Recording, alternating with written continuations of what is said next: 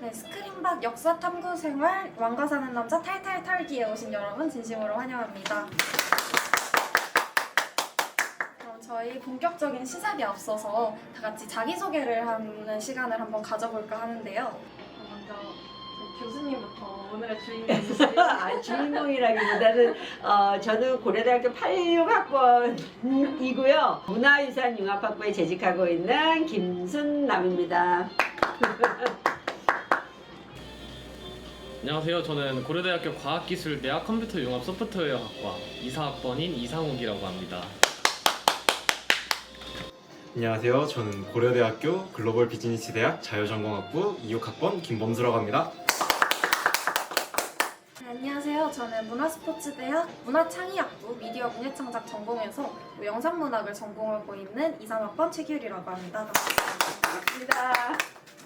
그럼 저희 본격적으로 왕가 사는 남자에 대한 이야기를 한번 나눠볼까 하는데요. 저희 각자 또 우리 출연진 분들이 준비하신 질문이 있으시다고 해서 한번 들어볼까요? 뭐 질문이 뭔지 한번 들어보는 시간을 가져볼까요? 교수님께 여쭤볼 게 하나 있는데요. 네. 교수님께서는 그 영화 왕가 사는 남자 이거의 역사 자문을 어떤 계기로 맡게 되셨는지 저는 좀 듣고 싶거든요. 그러니까 처음에 자문이 저한테 온 거는 아니고 이 고려대학교 역사교육과에 그 권내연 교수님이 계신데 그분이 저하고 동기예요. 근데 그분에게 연락이 왔는데 아마 이제 제가 세조대 책을 내니까 저가 더 적합하다 이렇게 생각하셨던 것 같아요. 그래가지고 이제 제가 그 뒤로 본격적으로 이제 맡아서 하기로 했었죠. 네. 그런 다음에 제가 질문을 드릴 거는요. 네. 교수님께서는 영화의 역사 자문 과정을 어떻게 하셨는지 네. 과정이 너무 궁금합니다. 궁금하죠? 네. 그러면은 사실 이 자문은 그 자원봉사랑 똑같다. 그러니까 열정페이. 대가가 따르지 않는다. 그러니까 제가 조선시대사를 전공하고 조선시대사를 다룬다. 이러니까 이제 의무감과 애정과 뭐 이런 것으로 이제 하게 된 거지. 사실은 이제 그 전공자 입장에서 보면 조금 귀찮은 일이기는 합니다. 이제 이 왕가 사는 남자는 처음 시나리오가 이렇게 두툼한 게 저한테 배달이 됐었거든요. 그리고 난 다음에 이제 알겠다, 제가 하겠다. 그리고 이제 전화가 왔었어요. 근데 전화로 하나하나를 다 물어보시는데 아는 것도 있고 모르는 것도 있잖아요. 그러니까 아는 거는 대답을 해주고 그 다음에 모르는 거는 찾아봐야 되는데 이거를 그냥 말로 이례적으로 날리면 안 되겠다라고 해가지고 그 이메일로 보내라고 말씀을 드렸어요. 그래서 제가 이제 오늘 이걸 찍기 전에 이메일을 찾아보니까 이게 2024년 12월 10일 그부터 이제 이메일 그와 관련된 메일이 와가지고 2025년 5월 9일까지 한 5차례 이상 이제 질문을 쭉 적은 게 왔어요. 물론 제가 그 시나리오를 다 보고 처음부터 끝까지 이거는 이거고 저거는 저거고 이렇다 이렇게 얘기해주지 않았어요. 제가 그럴 이유도 없잖아요. 그래서 이제 그거를 대답을 해주는데 가령 예를 들자면 이게 그때에 온 거를 제가 하나를 복사를 했어요. 근데 어떤 거를 질문했느냐 이런 거였죠. 도승진 한명회가 상왕인 단종을 찾아가는데 궁녀가 단종에게 상황 전하 도승지 한명의 대감이 왔사옵니다. 그럼 선생님 이게 대감이라고 부르는 게 맞나요? 이런 질문. 그런 거죠. 맞나요? 그러면 원래 대감은 1품이나 2품한테 부르는 거거든요. 도승지는 3품이란 말이에요. 그러니까 이게 맞냐? 원래대로 하면 안 맞아요. 근데 이제 한명의 압도적인 위상을 강조하고 싶어서 대감이라고 쓰는 거죠. 기본적으로 영화는 창작이기 때문에 자신들이 만들고자 하는 장면에 역사적 사실은 그렇지만 맞는 거를 갖다가 이제 쓸 수 있잖아요. 그걸 바로잡는 작업은 우리 연구자들이 하면 되고 쓰는 거는 창작하는 분들이 하면 되죠. 또 웃긴 거 있는데요. 웃기다기보다는 기록을 찾아볼 때 세조실록을 보면 노산군의 유배 생활의 숙식이 풍족했다고 봐도 되냐? 풍족했어요. 왜냐면은 세조실록이나 이런 거를 통해서 세조실록 세조 3년 6월 22일 기록을 보면은 승정원에서 교지를 받들어서 경차관을 보내서 노산군에게 유롱, 그러니까 기름옷, 그 다음에 사의, 전삼 이런 것들을 보내라. 그 다음에 영월이 강원도에 있잖아요. 그러면 강원도 관찰사한테 사철 과일을 바쳐라. 그 다음에 수박, 참외, 채소 이런 거를 바쳐라. 이런 기록들이 나와 있는 거예요. 그러니까 거기서 이런 걸 질문하면 내용이 실록이나 기록에 있냐. 그래서 그 기록을 찾아서 보내주죠. 실록뿐만 아니고 무슨 뭐 연려실 기술이라든가 그와 관련된 게 있으면 찾아 보내주고, 만약에 이제 이런 게 있어요. 또 어떤 거를 질문했느냐 하면은 유배 교서를 참고할 만한 자료가 있느냐. 그러니까 이제 여기서 세조가 유배를 내릴 때 교서를 이제 내렸다. 근데 유배 교서 참고할 만한 게 어느 게 있느냐? 광해군 일기에 보면은 영창대군을 강화도에 보낼 때 그 교서 같은 게 있어요. 그런 거를 참조해서 보내주는 이제 이런 식으로 그 자문이 진행됐죠. 그러니까 영화를 만들기 위해서 구체적으로 하는 질문이 기록에 꽉 있는 경우는 거의 없어요. 그거와 관련된 사실이 있으면 너무 좋죠. 근데 거의 없기 때문에 이런데 저런데를 찾아보고 그 다음에 유추할 수 있도록 해주고, 그 다음에 제가 모르는 거는 저희 동료한테 전화해서 또 물어보고 이런 식으로 진행이 되었죠. 네, 사실 영화의 자문 과정을 이렇게 디테일하게 들을 수 있는 기회가 많이 없는데 교수님을 통해서 자문 과정까지 꼼꼼하게 잘 들어볼 수 있는 기회가 되었던 것 같습니다. 사실 저는 이 영화를 감상하면서 아무래도 영상문화 전공 중이다 보니까 영화를 관람하면서 다른 분들은 어떤 장면을 가장 인상 깊게 봤을까가 좀 궁금했었는데요. 그래서 이 부분에 대해서 한번 얘기를 나눠보는 것도 좋을 것 같습니다. 그러면 제가 먼저 말씀을 드려도 괜찮을까요? 네. 저는 정말 인상 깊었던 장면이 이제 단종 이홍이가 네. 금성대군하고 다시 만나기로 하고 네. 그 이후에 이제 한명회를 만나잖아요. 이제 위기에 처하고 이제 마을 인원과 촌장까지 이제 사실 해를 위할 그러한 위기에 처하게 되는데 그러한 상황에서 이제 촌장의 죄를 덮어주고 감싸주고 이제 본인만 이제 피해를 입을 수 있게 그런 식으로 감싸주는 장면이 전 되게 인상 깊었다고 생각을 해요. 막 비 올 때? 네. 이게 그 반종 배우님의 연기력도 그렇고 표정도 그렇고 너무 그때 몰입이 너무 되는 거예요. 너무 슬프고 마음도 아픈데 또 이해는 또 가고 그래서 정말 저는 그때 촌장하고 마을 사람들을 끝까지 지켜주려는 그런 면모가 너무 보기 좋았어요. 다음 저는 영화 중반부쯤에 단종인 이홍이를 찾아온 사람들이 이홍이의 유배지 앞에 있는 강에 자신들이 갖고 온 인삼이나 굴비 이런 재물들을 던지는 장면이 있는데 그 장면을 보면서 너무 감동이라고 느꼈습니다.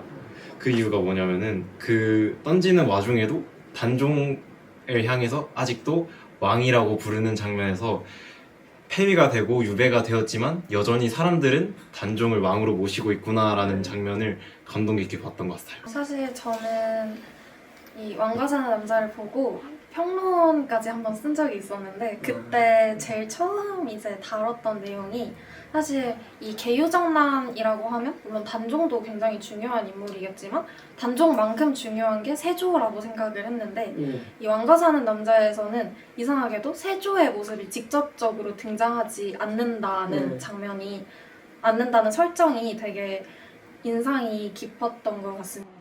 그 점은 좀 안타깝다. 세조대에 대한 책을 연구자로 처음 쓴 입장에서 너무나 안타깝다. 맞아요. 그래서 당연히 이런 스토리가 나오면 저희 관상 때처럼 막 세조가 엄청 멋있게 이렇게 등장해서 막 이렇게 하는 장면이 나올 줄 알았는데 의외로 그런 장면은 하나도 없고 세조 대신 한명회라는 인물을 적대자로 세운 설정이 다른 작품들이랑 좀 차이점이 크게 느껴졌는데 특히 그 한 명의 역할 맡으신 배우분이 원래 눈이 이렇게 생겼는데 테이프로 이렇게 고정하고 이렇게 나왔다고 하더라고요. 아 그게 했구나. 네. 네. 특히 막 그런 장면들에서 태조가 직접 해결하는 게 아니라 이 단종이 벌였던 일들은 그냥 해프닝 정도로 그의 신하가 처리할 수 있다 이런 느낌이 너무 강하게 들어서 그래서 한명회가 나오는 장면마다 와 완전 뭔가 눌리는 느낌이 난다 이런 느낌을 받아서 그런 씬들이 되게 인상 깊었던 것 같습니다. 그리고 또 교수님께서 아까 이제 대감 호칭에 대해서 또 말씀해 주셨는데 확실히 영화 제작하시는 분들이 한명회를 얼마나 좀 큰 인물로 만들려고 했는지 보이는 것 같았어요. 그 저는 이게 조금 여기하고 맞지 않을 수도 있는데 단종의 영월로 가는 유백길 그 다음에 그 노산군이 이렇게 이 목졸라 죽이는 장면 이거가 인상 깊었는데 그거를 보면서 아 저게 자료하고 맞지 않은데 이런 생각을 하느라고 그거를 보면서 아 저거는 아닌데 이런 생각 때문에 사실 조금 감상하기가 어려웠다. 근데 이제 영화를 보고 나오면서 단종이라고 하는 인물을 그렸는데 약간 슬프지만 강단 있는 그 다음에 한명회가 그 이전에는 다리 덜 차고 나왔기 때문에 얼굴이 못생기고 몸집이 왜소하고 항상 뒤에서 등 뒤에 칼 꼽는 이런 역할로 그려졌었거든요. 피지컬이 막 압도적인 데다가 아까 우리 최규리 PD님 말씀하신 것처럼 눈이 이렇게 찢어진 거를 보면서 아 그거는 좀 기억에 남는다. 근데 한명회가 이런 쭈그렁 이런 기록이 없거든요. 그러니까 새로운 한명회상이 만들어질 수도 있겠구나 이런 생각을 했었어요. 이렇게 한명회의 모습도 좀 새로웠는데 보통 개유장난을 다루는 다른 영화 같은 데서 보면 보통 단종은 되게 어린 나이에 왕위를 뺏기고 막 아무것도 못하고 엉엉 약간 이런 이미지가 강했는데 근데 왕가 사는 남자에서 특히 그 영월로 가서 뗏목이 한번 부서지잖아요. 그때 막 다른 분들 다 허우적허우적 거리는데 노상군만 혼자서 진짜 딱 귀족처럼 꼿꼿하게 서가지고 짜증스럽게 한숨을 내뱉는 모습에서 아 한명회라는 캐릭터도 다른 영화와는 좀 새롭게 풀어냈는데 노상군이라는 캐릭터도 마냥 약하지만은 않고 아 이 사람도 왕족이었지 이런 느낌이 들도록 설계를 했던 것 같아서 되게 인물에 대한 연구를 많이 했던 영화라는 생각이 또 들었던 것 같습니다. 그러니까 노상군 같은 경우에는 프라이드 뿜뿜한 사람이죠. 왜냐하면은 태어날 때 이제 궁에서 낳고 그러니까 세종도 궁에서 나지 않았거든요. 태어날 때 궁에서 낳고 그 다음에 세손으로 책봉이 되었고 그러니까 세자가 들어간다는 거는 다음 왕위를 이을 계승 라인에 있다 이런 뜻이거든요. 아빠가 왕 되면서 세자가 되었고 아빠가 죽으면서 왕이 됐던 지금으로 말하면 이제 가장 정통 라인을 걸었다. 그러니까 궁에서 우리가 이때 이제 17인데 어떻게 보면 그때 17은 지금의 고등학생보다 더 정신연령이 높고 경험한 게 많을 수 있어요. 왜냐면은 세손 시절부터 이미 교육을 많이 받아왔기 때문에 그러니까 내가 누군데요. 지금까지 어떤 사람보다 나는 진짜 요만큼 추워도 이 적통 라인에서 벗어난 적이 없는 사람인데 나 그런 사람인데 프라이드 강고하죠. 그런 디테일한 부분을 찾아보는 것도 이 영화를 감상하는 포인트 중에 하나가 아니었나 싶었습니다. 그리고 이제 저희가 역사 영화를 감상하다 보면 좀 중요하게 봐야 되는 부분들이 있는데 특히 뭐 역사 왜곡이라던가 이런 부분들을 많이 신경을 써야 할 것 같아요. 그래서 이렇게 왕가 사는 남자처럼 실존 인물 혹은 뭐 실존 인물이 실제로 가지고 있었던 특징 이것과 허구의 인물이나 실존 인물이 가지고 있지는 않았으나 영화 진행상 꼭 필요해서 설정을 만들어낸 것들 이런 것들을 섞어서 역사 영화를 재구성하다 보면 실제 역사에 그래도 영향이 가지 않을까 이런 생각도 많이 드는데 교수님께서는 이런 역사를 재구성하는 영화가 실제 역사에 어떤 영향을 미친다고 생각하시는지 궁금합니다. 저요? 영향을 많이 미치죠. 원래 역사는 외울 것도 너무 많아. 공부할 게 너무 많아. 그 대신에 학점짜 이래가지고 보통 잘 안 듣는단 말이에요. 근데 이런 사극이라든가 드라마로 한번 빵 터지는 순간 이제 그 분야에 대해서는 되게 많은 관심들이 기울여진단 말이에요. 근데 이제 연구자의 입장에서는 조금 우려가 된다. 기쁘면서도 우려가 된다. 가령 이제 이 왕가 사는 남자에서도 실제로 그 노산군의 목을 맨 사람은 그 어몽도라고 하는 인물이 아니에요. 아닌데 그 목을 매면서 춤을 다한 걸로 그리고 있잖아요. 그리고 이제 세조는 아예 등장하지 않았으니까 세조라는 인물이 어떤 사람인지 정확히 모르는 상태에서 우리는 그 슬픈 눈에 강단이 있으니까 그냥 둬도 잘했을 것만 같은 저 단종을 없앤 세조에 대해서 막 분노가 막 이제 철철 끓는단 말이죠. 근데 이제 우리가 진짜 그때의 상황이 어땠느냐 이런 거를 역사가는 역사 연구자들은 기록을 통해서 확인해야 돼요. 왜냐하면 역사는 기록을 다루는 학문이에요. 그리고 영화는 이제 그 흥미를 위해서 조선시대의 특정 시기, 특히 왕가 사는 남자 같은 경우에는 세조 3년의 요 시기를 갖다 썼단 말이에요. 근데 그건 창작이에요. 창작이잖아요. 그러니까 이 픽션과 팩트인데 이게 딱 맞을 수가 없단 말이에요. 근데 이제 영화를 보시는 분들은 지금 우리와 다른 복색을 하고 말도 다른 언어로, 근데 실제 영화에서는 뭐 지금의 언어도 많이 구사가 되었더라고요. 그리고 상황도 그때 상황을 일부 적용해 보니까 그게 역사다 이렇게 생각하시는 경우들이 많더라고요. 이거를 조금 고급진 언어로 얘기한다면 이제 그 사실과 픽션이 혼용될 여지가 많다. 그런 부분은 조금 우려가 된다. 이렇게 말씀드리고 싶어요. 그 영화를 보시고 그 영화는 한껏 감상하시고 그 시대를 다룬 이제 연구자들이 사료를 가지고 쓴 책을 보셔야지 된다. 그렇게 말씀드리고 싶어요. 안 그래도 이제 저도 교수님 수업 들으면서 교수님께서 집필하셨던 세조 관련한 저서를 읽은 적이 있었는데 확실히 그거를 읽고 영화를 감상하려다 보니까 약간 저런 게 있었나? 싶은 것들이 저건 아닌데. 맞아요. 그런 것들이 좀 있어서 확실히 이런 역사 영화를 볼 때는 픽션과 그리고 사실을 좀 구분할 줄 알아야 되겠다 이런 생각을 많이 했던 것 같습니다. 이렇게 또 얘기를 하다 보니까 영화 속에서 선인으로 나오는 캐릭터와 악인으로 나오는 캐릭터에 대해서 사람들이 되게 많이 영향을 받는다라는 생각이 또 들었던 것 같아요. 그래서 이 역사 영화가 실제 역사에 대한 대중들의 관심을 끌고 또 어떤 역사에 대한 혹은 그 역사 속 인물에 대한 인식을 바꿀 수 있다고 생각하시는지 이 부분을 좀 여쭤보고 싶었습니다.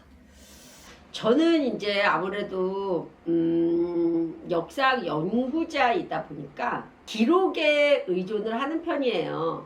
그러니까 제가 이제 1986년도에 사학과에 들어와가지고 대학원 과정부터 지금 이제 내년이면 환갑인데 지금까지 사료를 가지고 쭉 공부를 했는데요. 대중들이 그런 사극으로 통칭되는 영화나 드라마들을 보고 역사 인물에 대한 선입견이랄까 아니면은 상이랄까 이런 거를 바꿀 수는 있을 것 같다.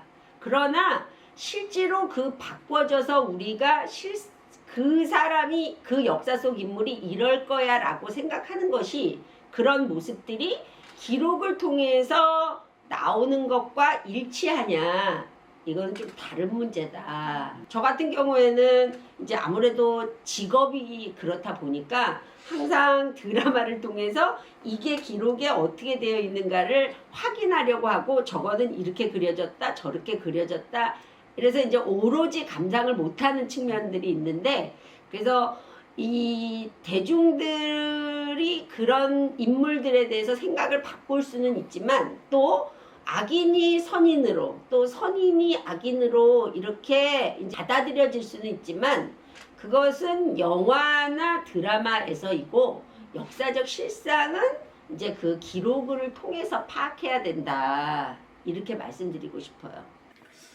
확실히 이런 역사를 다루는 작품들이 인식을 바꿀 수 있다라는 거는 충분히 가능하다고 생각하는 지점인데, 실제로 많은 사람들이 역사를 책이나 뭐 영화, 이 소설책이나 영화 아니면 드라마를 통해서 완전 흐름을 파악하는 게 아니라 특정 사건과 특정 인물에 이렇게 집중해서 들여다보게 되니까 그런 거에 영향을 되게 많이 받고 있는 것 같다는 생각이 또 들었습니다.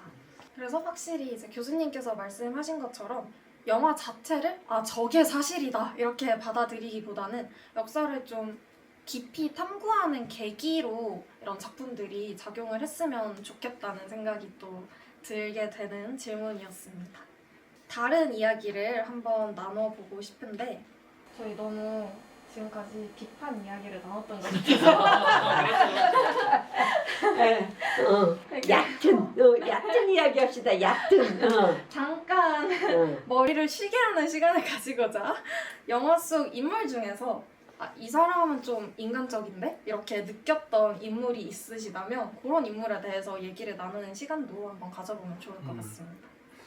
저는 그 마을 촌장인 어몽도 씨 너무 인간적이라고 생각이 들었어요. 처음에 호감이 가는 인상으로 다가오진 않았거든요. 제가 처음 영화를 보기 시작했을 때. 근데 이제 뭐랄까 전후 상황을 보고 그 사람을 다시 바라보니까 이 사람이 왜 이런 행동을 하는지 이런 것들도 다 이해가 되고, 그리고 또 이제 단종이 유배로 오면서 엄청 단종하고 가까워지고 정도 들고 그러잖아요. 그러고 마지막에는 시신도 수습하고, 그러한 과정에서 이제 단종의 마지막 바람도 조금 이루어지고 하는 그런 모습에서 정말 처음에는 그닥 달가워하지 않는 사람이었지만 점차 단종에게 이제 조금 스며들면서 약간 단며들면서 단며든다 그렇게 이야기해요? 요즘에? 요새는 약간 그런 식으로 얘기를 하거든요.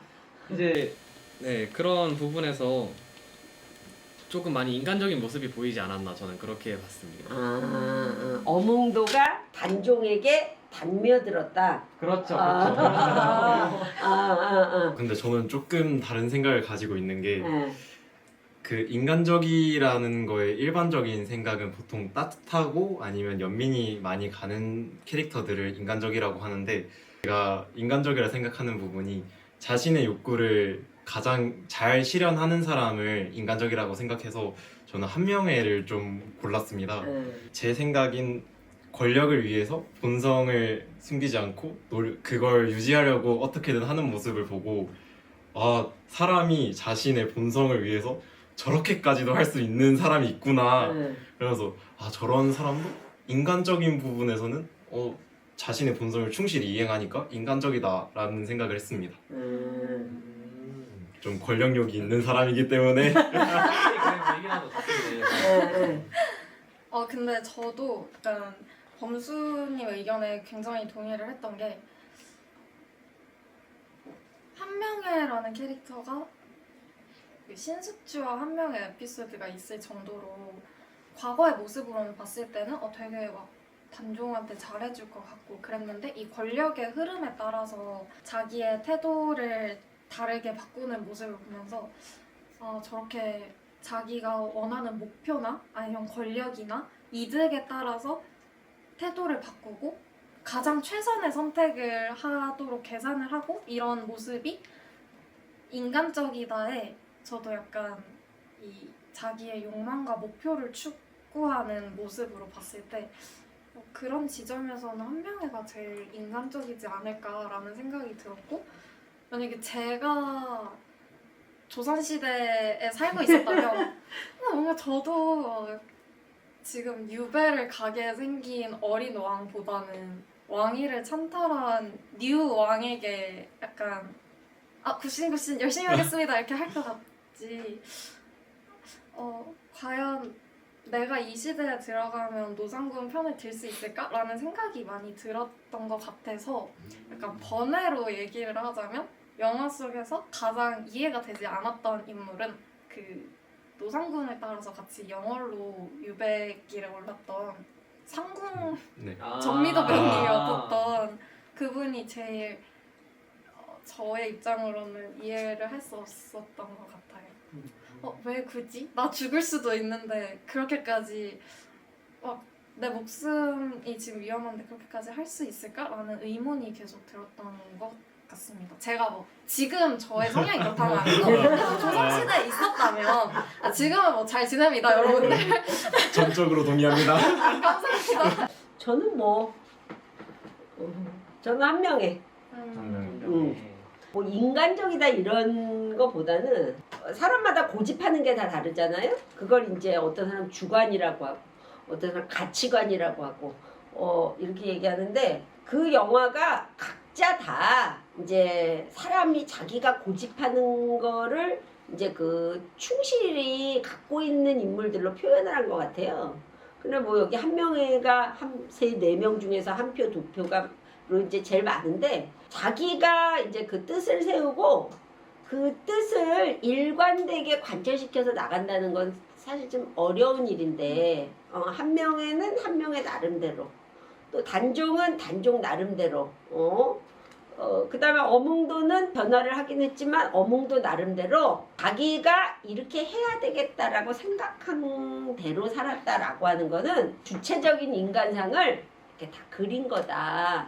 뭐 저는 그렇게 보면서 어느 한 사람이 또 특히 더 인간적이다 이렇게 말할 수는 없을 것 같아요. 각 인물이 살아있다는 건 영화가 잘 됐다는 뜻인가? 아무래도 인물이 입체적일수록 관객들은 그 인물한테 몰입을 하게 되니까 확실히 이런 캐릭터 설정들로만 봤을 때는 되게 머리를 많이 썼다 이런 생각이 들었던 것 같아요. 그러니까 100이면 100이 일관되게 착한 사람 없잖아요. 그렇죠. 100이면 100 나쁜 사람 없잖아요. 그러니까 단종 같은 사람은 처음에는 무기력한 인간에서 강단이 있는 왕으로서의 권력 의지를 가진 사람으로, 한명회 같은 사람은 이제 권력을 장악하면서 그걸 뺏기지 않으려는 인물로, 또 한 사람은 이익을 충으로 확대시키는 인물로, 그런 점에서 보면은 이제 그 인간을 100% 이렇게 한쪽 방면으로 몰지 않았다라고 하는 점에서